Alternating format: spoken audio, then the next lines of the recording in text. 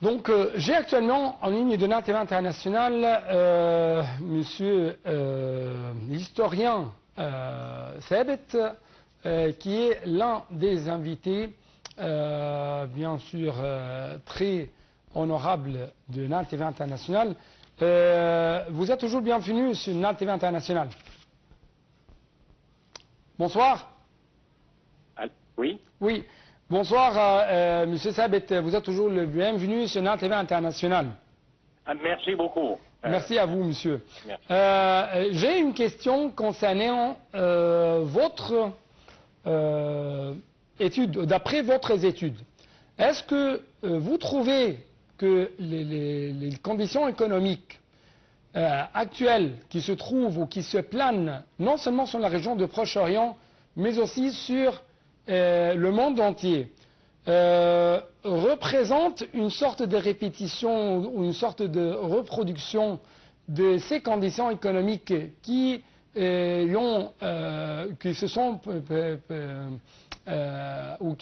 sont trouvées lors de la Deuxième Guerre mondiale ou non?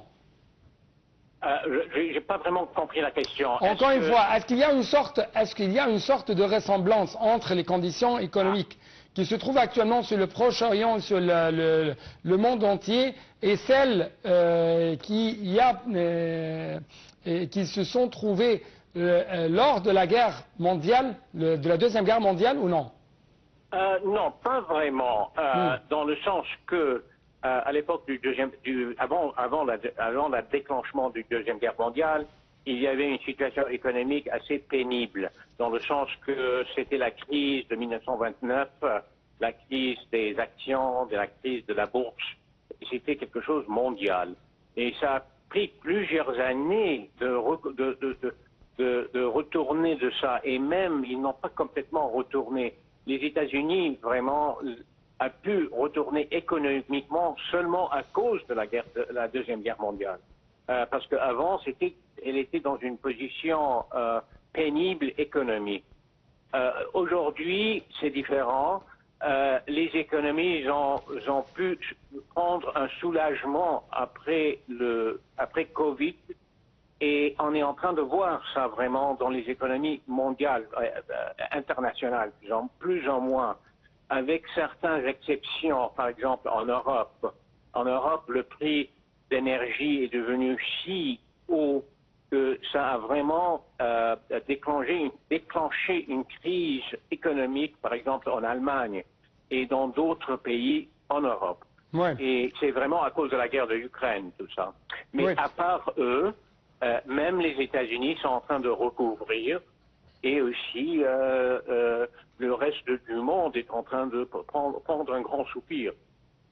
Oui, monsieur Mahmoud Thabit, en fait, on trouve que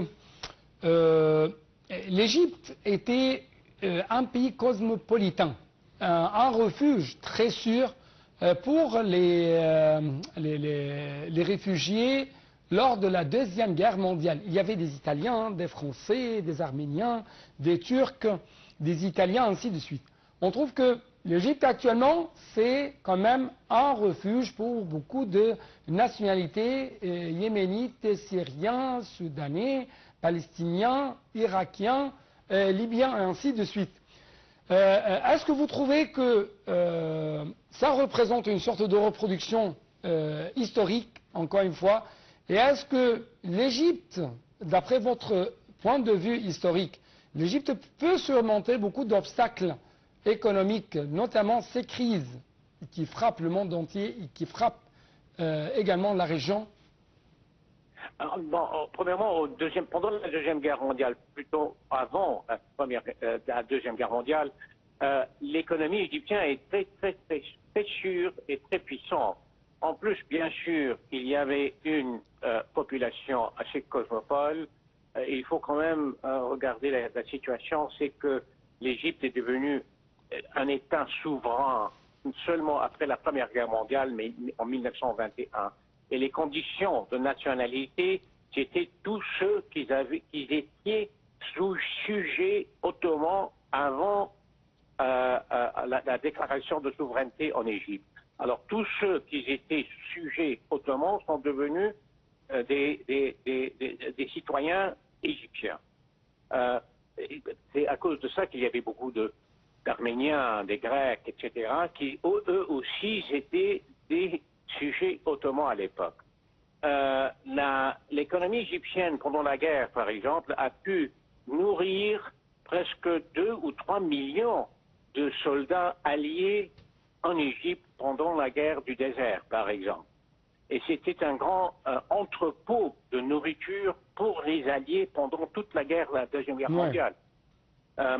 Aujourd'hui, oui, l'Égypte, elle a une réputation vraiment de rebondir très vite avec une bonne politique économique, une bonne politique qui marche, dans le sens que, bien géré, l'Égypte est un pays excessivement riche en tout sujet, dans le sens qu'elle a une population assez bien éduquée, aujourd'hui une population assez jeune et ambitieux d'achever une certaine indépendance économique. Ouais. Et c'est quelque chose de très très important dans les économies modernes. Monsieur Mahmoud Sabet, toujours d'après votre point de vue historique, ma dernière question porte sur de quel œil vous observez les expériences économiques du FMI avec les différents pays du monde.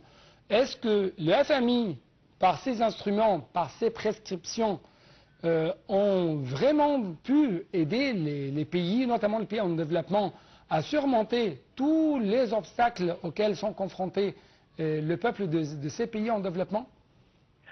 Oui, mais il faut quand même dire que l'Égypte s'est remis dans un redéveloppement. Elle a été assez bien développée pendant les années 50.